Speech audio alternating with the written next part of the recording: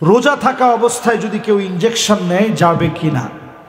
হ্যাঁ, ইনজেকশন নেওয়া যাবে, তবে যেই ইনজেকশনের ভিতরে গ্লুকোজ আছে, যেটা খাদ্যের উপাদান হিসেবে যোগ হবে, এই রকম কোনো ইনজেকশন নেওয়া যাবে না।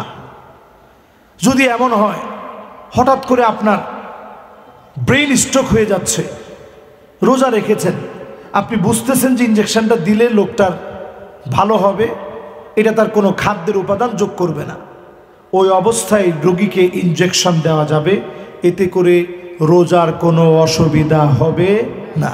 এই ফতোয়া আল ফিকহু আলা মাযাহিবিল আরবাআ, আল আজহার বিশ্ববিদ্যালয় আমাদেরকে কদায়া ফিকহিয়া মুআসারা, বর্তমান সমসাময়িক যে মাসালাগুলো পড়ানো হয়েছে, আগে একসময় ইনজেকশন ছিল না, এরকম পোস্ট করার কোনো সিস্টেম ছিল না, সমসাময়িক মাসালাগুলোর উপরে আমাদেরকে সেখানে পড়ানো হয়েছে।